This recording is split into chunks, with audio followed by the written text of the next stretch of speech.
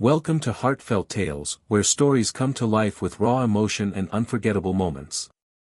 In today's video, we delve into a powerful tale that will leave you reflecting long after the screen goes dark. Brace yourself for an emotional roller coaster as we explore the highs, lows, and shocking twists that define this narrative. But this isn't just a story, it's a journey. Stay tuned till the very end, because the full depth of this tale unfolds with every second. Don't miss out on crucial details that will change the way you see the world. Like, comment, and subscribe, because you won't want to miss what's coming next. Part 1, The door slams shut, rejected just for the color of his skin. James Carter adjusted his tie in the cracked bathroom mirror of his small apartment, the faint hum of early morning traffic filtering through the window.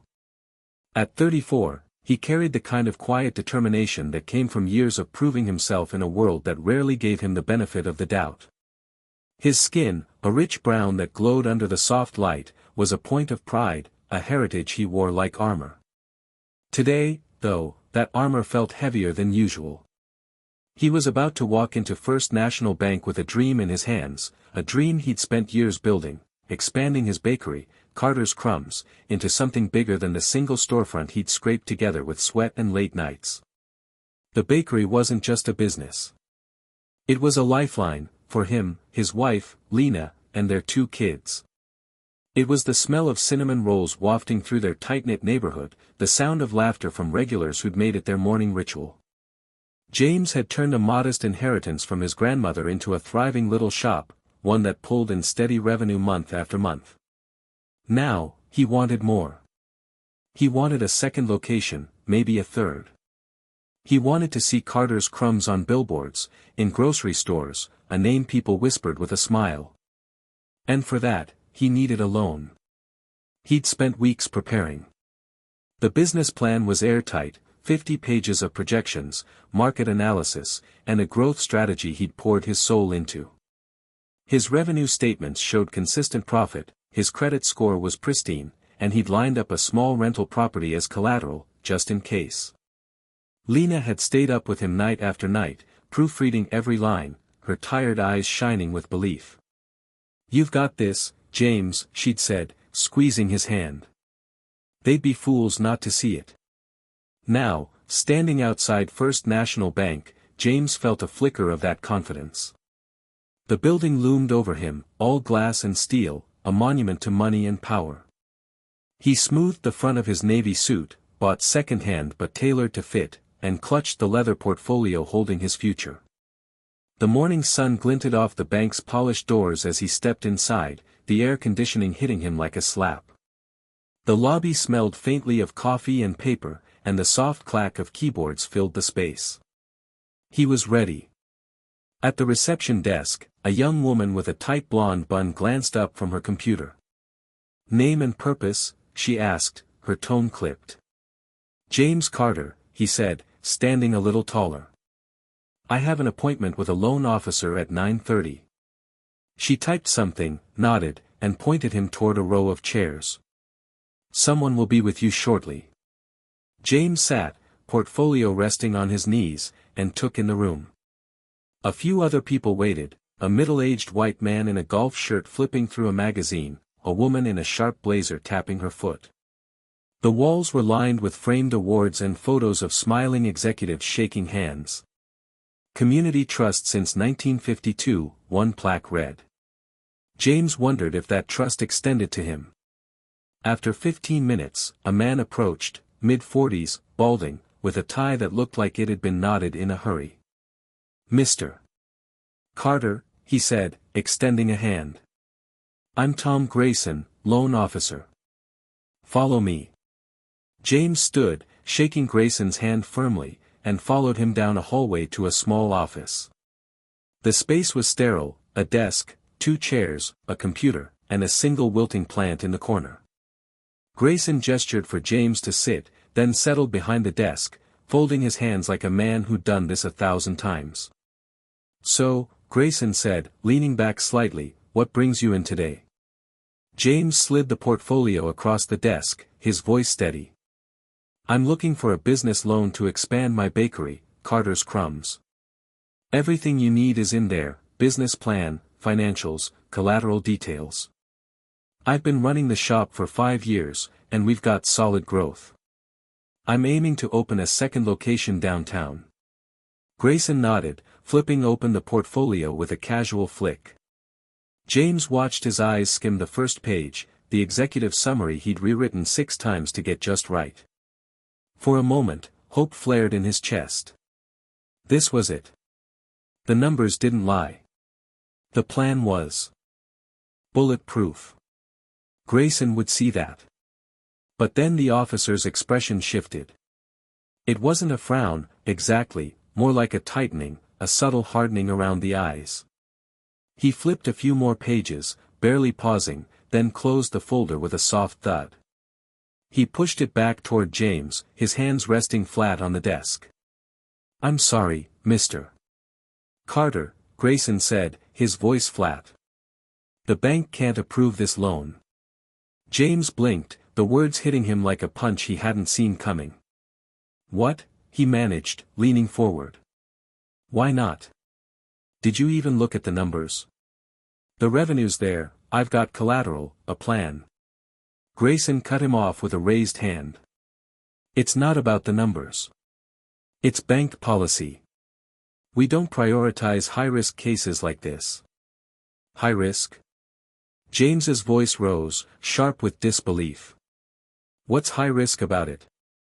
I've got 5 years of profit, no debt, a property lined up. What part of this is risky?" Grayson shifted in his seat, his gaze sliding to the side. "It's just not a fit for us. I'm sorry, that's all I can say." James stared at him, heat creeping up his neck. "That's all you can say? I deserve a reason. I walked in here with everything you people ask for, and you're telling me it's not enough? Why?" The loan officer sighed, a sound that carried more impatience than regret. "Look, Mr. Carter, I don't make the rules. I just follow them. This isn't personal." "Not personal." James's hands tightened around the portfolio, the leather creaking under his grip. "You didn't even read it. You looked at me, decided something in 5 seconds, and that was it. Tell me what's really going on here." Grayson's jaw twitched, but he didn't answer. The silence stretched, thick and suffocating, until James stood, chair scraping against the floor. He wasn't going to beg. He grabbed his portfolio and turned for the door, but not before catching a glimpse of the lobby through the glass wall. There, stepping out of another office, was the man from the waiting area, the one in the golf shirt. He was grinning, shaking hands with a different loan officer, a folder stamped approved tucked under his arm. James froze. The man's application couldn't have been more than a few pages. He'd seen him flipping through it earlier, all casual scribbles and coffee stains. Yet there he was, walking out with what James had been denied. The realization hit like a freight train. It wasn't the plan. It wasn't the numbers. It was him. His face. His skin. The thing he couldn't change, the thing they'd seen the moment he walked in. James pushed through the lobby, past the receptionist's half-hearted, "Have a nice day," and out into the blinding sunlight. The portfolio felt like a brick in his hands, heavy with every hope he'd pinned to it. He stopped on the sidewalk, chest tight, and looked back at the bank's gleaming facade. A bitter taste filled his mouth, not just anger, but something deeper, something that clawed at his gut. Helplessness. He'd played by their rules, done everything right, and still, the system had looked at him and said no. Not because of what he'd built, but because of who he was. He climbed into his beat-up sedan, the engine sputtering to life, and gripped the steering wheel until his knuckles ached. Lena's voice echoed in his head, asterisk, "They'd be fools not to see it." Asterisk, but they hadn't seen it. They hadn't even tried. And as he drove away, the bank shrinking in his rearview mirror, James felt the weight of a truth he'd always known but hoped wasn't real: some doors were never meant to open for him. Part 2, Despair and a New Opportunity, a Fateful Chance. The rejection from First National Bank clung to James like a shadow he couldn't shake. It followed him home that afternoon, seeping into the walls of his apartment as he dropped the portfolio onto the kitchen table with a dull thud. Lena looked up from chopping vegetables, her knife pausing mid-air, and caught the storm in his eyes. "They said no," he muttered, voice rough, before she could ask. He yanked off his tie and tossed it onto a chair, the motion sharp with frustration. Her face softened, but worry creased her brow. "What happened? Did they even look at it?" James shook his head, pacing the small kitchen. "Barely. The guy skimmed it for 2 minutes, then pushed it back like it was trash. Said it was high risk. No explanation, no nothing. Just, no." Lena set the knife down, wiping her hands on a towel. "High risk? With your numbers? That doesn't make sense, James." "It's not about the numbers," he snapped, then caught himself, softening his tone. "It's about me. You should have seen it, Lena." Some white guy walked out with a loan 5 minutes later, grinning like he'd won the lottery. "I never had a shot." She stepped closer, resting a hand on his arm. "You don't know that for sure." "I do," he said, meeting her gaze. "I felt it. They looked at me and decided before I even opened my mouth." Lena didn't argue. She knew him too. Well, knew the weight he carried from years of subtle slights and outright barriers.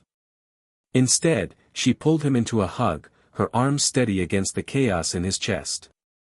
"We'll figure it out," she whispered. "We always do." But figuring it out felt impossible in the days that followed. James hit the pavement, portfolio in hand, visiting every bank within a 20-mile radius. The responses were the same, polite smiles that didn't reach the eyes, vague excuses about tight lending policies, or unfavorable market conditions. One loan officer even had the nerve to suggest he try a smaller dream, as if ambition was a luxury he couldn't afford.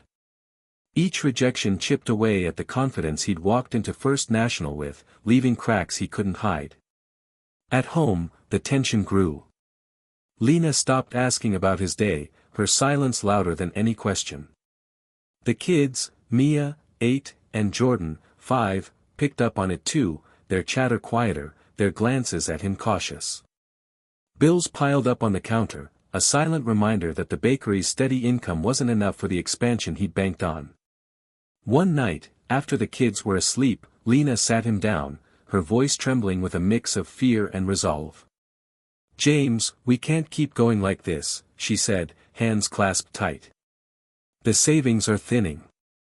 If this doesn't work, maybe we need to think about something else. A job. Something stable." He stared at her, the words cutting deeper than any bank's rejection. "You want me to give up?" "No," she said quickly. "I want us to survive. I believe in you, but I'm scared. We've got the kids to think about." The next day, he got a call from his parents. His mother's voice crackled through the phone, firm but gentle. "James, you've done more than we ever dreamed with that bakery. But maybe it's time to let this go. Your father's old boss at the warehouse said they're hiring. Good pay, benefits. You could start next week." He gripped the phone, jaw tight. "I didn't build this to walk away, Ma." "I know," she said. "But pride doesn't pay the bills." That night, James couldn't sleep. He slipped out of bed, leaving Lena's soft breathing behind, and wandered into the living room. The TV flickered on, casting a blue glow across the worn couch. He sank into it, flipping channels aimlessly, the weight of his mother's words pressing down on him. Warehouse work. Stability. Giving up. The idea tasted like ash in his mouth. He'd fought too hard, poured too much into Carter's crumbs, to let it end like this. But what choice did he have? The banks had shut every door, and the dream he'd clung to felt like it was slipping through his fingers. He landed on a late-night finance show, the host's voice droning about interest rates and stock tips. James barely listened, his mind adrift, until a new segment caught his ear. The screen flashed to a woman in a sharp blazer, standing in front of a logo that read MBDA, Minority Business Development Agency. "For entrepreneurs overlooked by traditional systems," she said, "we're here to level the playing field. Access to capital, contracts, mentorship, we've got your back." James sat up, the fog in his head clearing. The woman introduced a guest, Marcus Tate, a black entrepreneur with a wide grin and a story that hit too close to home. "I was turned down by every bank I walked into," Marcus said, leaning into the mic. "Perfect credit, solid plan, didn't matter. They saw me and said no. Then I found MBDA. They hooked me up with funding, connected me to suppliers, and now my catering business is pulling 6 figures. They gave me a shot when no one else would." The host nodded. "And how'd that feel, turning it around like that?" Marcus laughed, a sound full of triumph. "Like proving them wrong every single day." James's heart thudded in his chest. He grabbed the remote, cranking the volume, afraid he'd miss a word. MBDA. Minority Business Development Agency. A lifeline for people like him, people the banks had written off without a second glance.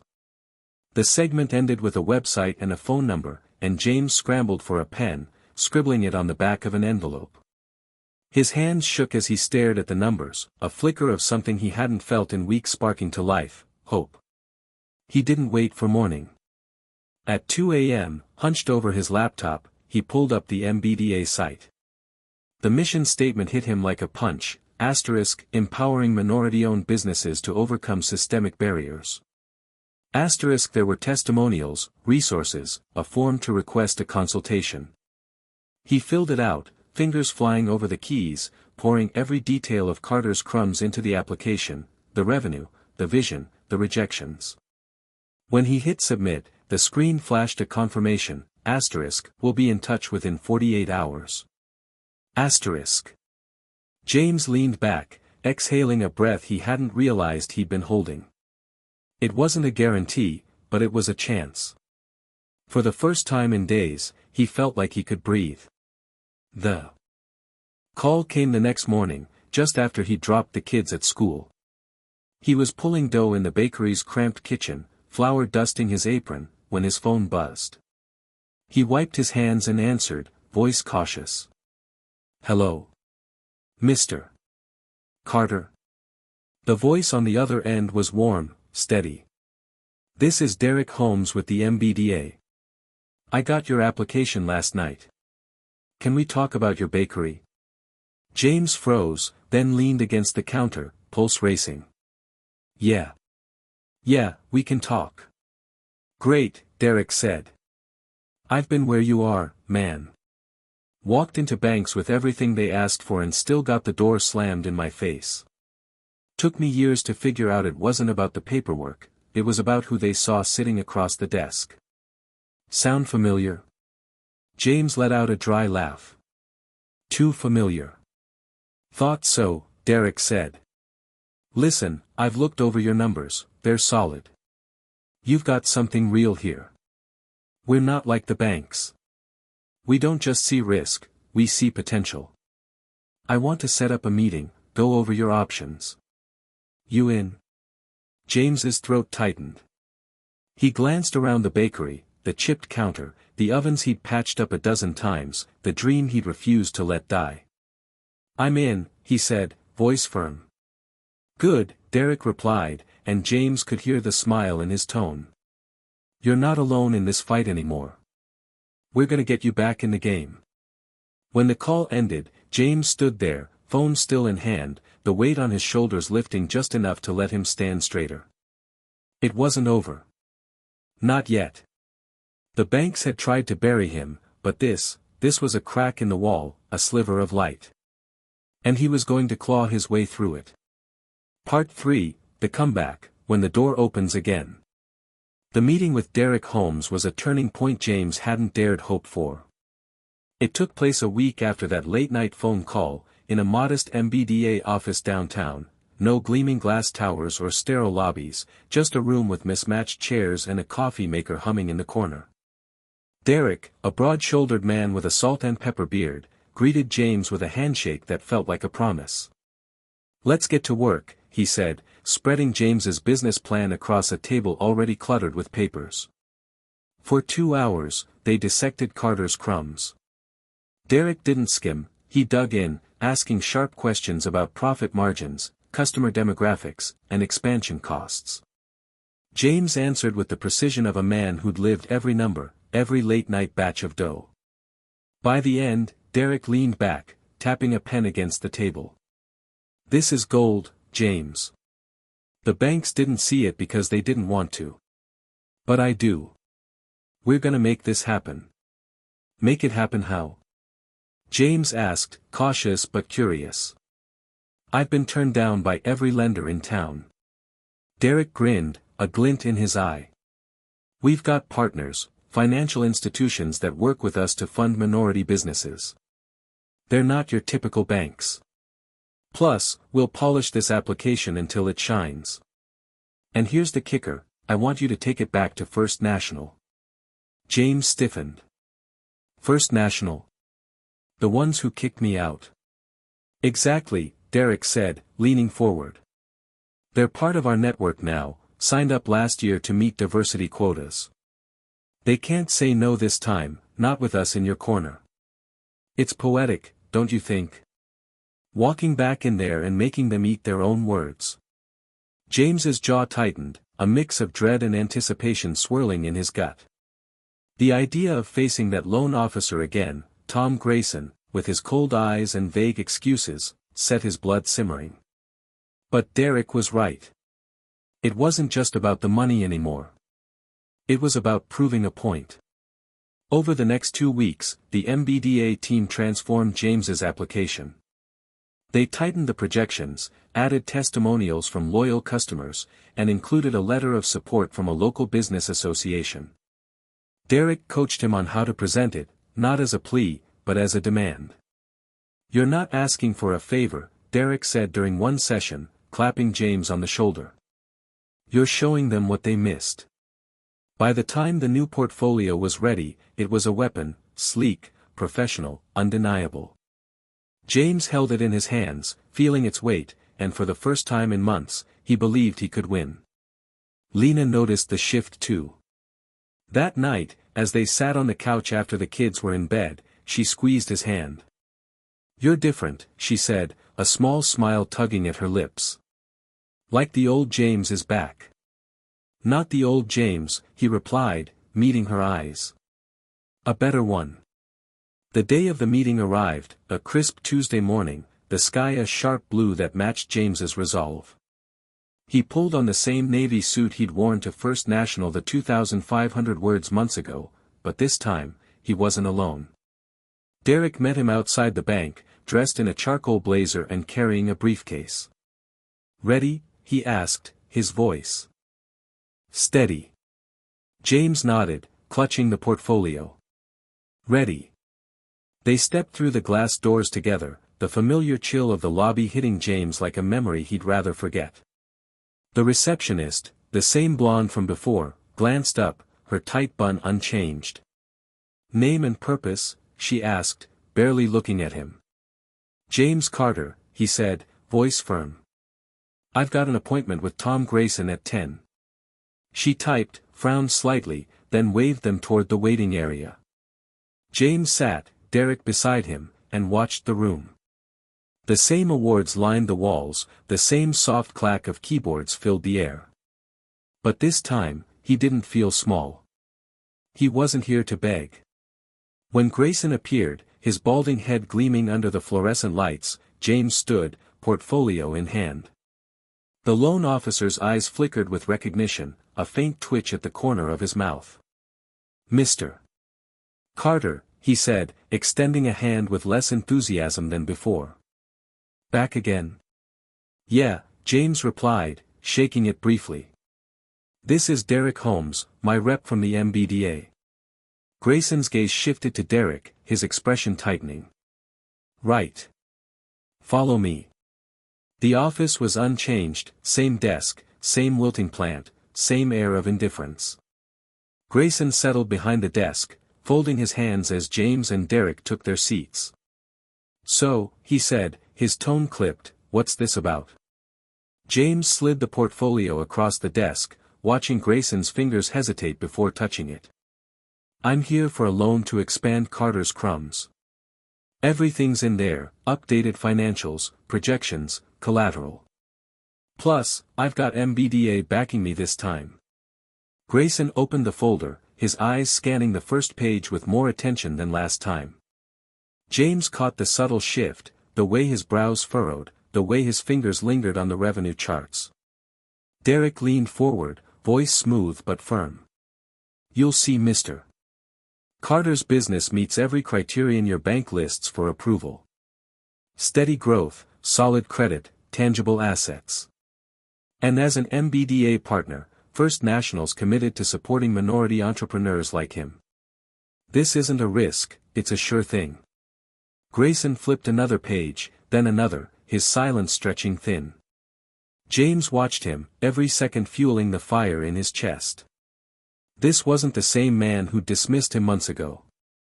This Grayson couldn't hide behind vague policies now, not with Derek there, not with the weight of the MBDA bearing down. Finally, Grayson closed the portfolio, his jaw tight. I'll need to run this by my supervisor, he said, avoiding James's gaze. It's thorough. But it's not my call. Funny, James said, his voice low but cutting.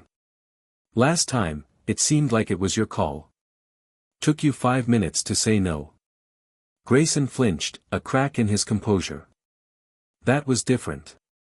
Policies change. We've got new guidelines.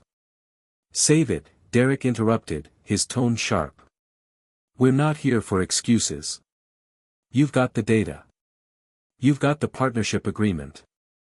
Approve it, or we escalate this to your board, and trust me, they won't like the optics of rejecting a qualified black business owner with MBDA support. The room went still. Grayson's hands twitched on the desk, his eyes darting between the portfolio and Derek. James leaned forward, locking onto the man's gaze. You didn't even look at me last time, he said, each word deliberate. You saw my skin and decided I wasn't worth it. Now you've got no choice but to see me. Grayson swallowed, his Adam's apple bobbing. I'll get this processed, he muttered, standing abruptly. Give me a few days. No, Derek said, rising too. We'll wait. You've got everything you need right there. Make the call now. Grayson hesitated, then nodded stiffly and stepped out, clutching the portfolio like it might burn him. James exhaled, the tension in his shoulders easing just enough to let him breathe. Derek clapped him on the back. You nailed it, man. He's cornered. 20 minutes later, Grayson returned, a sheen of sweat on his forehead. He sat, sliding a stack of papers across the desk. It's approved, he said, his voice flat. $150,000, 5-year term, standard rates. Sign here. James took the pen, his hand steady as he scrawled his name across the dotted line. He didn't smile, not yet. Instead, he looked up, meeting Grayson's eyes one last time. This time, he said, voice quiet but steel hard, you couldn't turn me away just because of the color of my skin. Grayson didn't respond. He gathered the papers, muttering something about processing, and left the room without another word. Derek grinned, shaking James's hand. That's how you do it. They'll think twice before pulling that crap again. As they walked out, the lobby felt different, less like a fortress, more like a place James had conquered. The sun hit his face outside, warm and bright, and he let himself feel it, victory. Not just the loan, but the moment he'd forced them to see him, to reckon with what they'd tried to bury. The fight wasn't over, but this was a win he'd carry forever. Part 4, Sweet Revenge, Victory Without a Cost. The ink on the loan papers was barely dry when James hit the ground running. With $150,000 in his pocket, he didn't waste a second. The second location for Carter's Crumbs opened 3 months later, a sleek storefront downtown, its glass windows framed with the same warm brown as his original shop, a nod to his roots. He poured the money into new ovens, a delivery van, and a branding campaign that plastered the city with his logo, a golden cinnamon roll curling into a bold C. Lena designed the flyers herself, her artist's touch turning every ad into a promise of comfort and quality. The response was electric. Lines snaked out the door on opening day, regulars from the first shop mingling with new faces drawn by the buzz. James worked the counter himself, apron dusted with flour, handing out free samples of his grandmother's pecan sticky buns. The air smelled of sugar and spice, and the cash register sang a steady rhythm. By the end of the first month, the new location was outpacing the original in sales. By the end of the year, Carter's Crumbs was a name people knew, not just in the neighborhood, but across the city. James didn't stop there. He hired a small team, trained them in the recipes he'd perfected over years, and set his sights on a third location. The revenue rolled in, steady and strong, enough to pay off the loan early if he wanted. But he didn't. He let it ride, funneling profits back into the business, a website, a catering arm, even a deal with a local grocery chain to stock his signature muffins. The kids started calling him the Muffin Man, giggling as they helped pack orders on weekends. Lena quit her part-time gig at the library, stepping into a full-time role managing the books. For the first time in years, the Carter family wasn't just surviving, they were thriving. The community noticed. Articles popped up in local papers, Black-owned bakery rises above the odds. Customers left reviews online, praising the food and the story behind it. James became a quiet hero to other small business owners, the guy who'd beaten the system and come out on top. He didn't flaunt it, though. Success was its own statement. Then, one crisp afternoon in late fall, a letter arrived from First National Bank. James found it tucked among the usual bills, the bank's logo staring up at him like a ghost from the past. He slid it open, expecting a routine statement, but instead found an invitation. Dear Mr. Carter, it read, we'd like to invite you to discuss a potential financial partnership. Your business's growth has caught our attention, and we believe we can offer valuable support. Please join us for a meeting at our downtown branch on November 15th at 2 p.m. James stared at the words, a slow burn of disbelief rising in his chest. A partnership. Now. After they'd dismissed him, ignored him, forced him to claw his way back with MBDA's help. He handed the letter to Lena, who read it and let out a sharp laugh. They've got some nerve, she said, shaking her head. What are you gonna do? He didn't answer right away. Part of him wanted to crumple it and toss it in the trash. But another part, the part that remembered Tom Grayson's cold stare, the vague excuses, the white guy walking out with a loan, wanted something else. Closure. Maybe even a little revenge. November 15th rolled around, and James pulled up to First National in his new van, the Carter's Crumbs logo gleaming on the side. He wore a tailored suit this time, not secondhand, the fabric crisp against his skin. The lobby hadn't changed, same glass, same awards, same faint coffee scent, but he had. He walked past the receptionist with a nod, her tight bun tilting as she recognized him, and headed straight to the conference room where the meeting was set. Inside, 3 people waited, Tom Grayson, looking grayer and more tired than before, a woman in a blazer who introduced herself as the VP of Business Development, and the branch manager, a tall man with a practiced smile and a handshake too firm. Mr. Carter, the manager said, gesturing to a chair. Thanks for coming. We've been watching your success with Carter's Crumbs. Impressive stuff. James sat, folding his hands on the table. Appreciate that, he said, keeping his tone even. The VP jumped in, sliding a glossy proposal across the table. We'd like to offer you a line of credit, $250,000, flexible terms. We think it could take your business to the next level. Plus, we'd love to feature you in our community outreach campaign. A success story like yours aligns with our values. James almost laughed. Values. He glanced at Grayson, who shifted in his seat, eyes fixed on the table. A success story, James repeated, letting the words hang. Funny, because I remember coming here a year ago with a solid plan and getting turned away. No explanation, just no, now you want to partner up. The manager's smile faltered. That was an oversight. We've updated our policies since then. We're committed to supporting entrepreneurs like you. Committed, James said, leaning forward. Where was that commitment when I walked in here with everything you asked for? When your loan officer, he nodded at Grayson, didn't even bother to read my application. You didn't see me then. Why should I trust you see me now? Grayson cleared his throat, finally meeting James's gaze. Mr. Carter, I followed protocol at the time. Things have changed. We'd handle it differently today. James held his stare, the memory of that first rejection flashing hot in his mind. You followed protocol, he said, voice low. And I built something anyway. Without you. The VP jumped in, her tone smooth. We recognize that, and we're here to make it right. This partnership could benefit us both. James leaned back, flipping through the proposal without really reading it. The room went quiet, the weight of his silence pressing down. Then he closed the folder and slid it back. I appreciate the offer, he said, standing. But I don't need it. I got where I am without your help. I'll keep it that way. The manager blinked, caught off guard. Mr. Carter, this is a significant opportunity.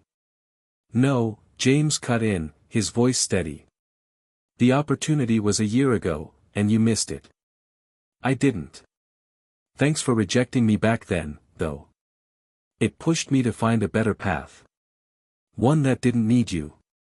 He turned for the door, pausing just long enough to look at Grayson one last time. The man's face was a mask of discomfort, and James let himself feel it, the sweet, sharp edge of revenge. Not loud, not bitter, just there. He walked out, the lobby blurring past him, and stepped into the sunlight. Back in the van, he called Lena. How'd it go? She asked, her voice bright. Told them no, he said, a grin tugging at his lips. Felt good. She laughed, the sound warm through the phone. That's my man. As he drove away, First National shrinking in the rearview, James felt lighter than he had in years.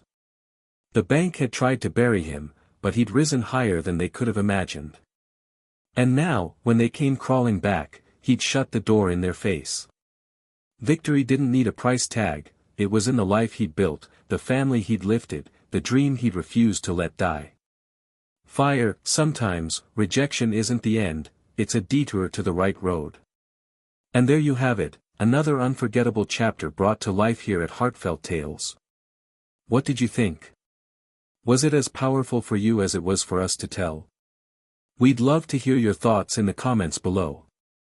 If you haven't already, make sure to hit that like button, subscribe, and ring the bell so you don't miss more heart-stirring stories coming your way. Every tale we share is crafted to move, inspire, and leave a lasting impression. Keep watching, keep commenting, and, most importantly, keep feeling. Thank you for being part of the Heartfelt Tales community.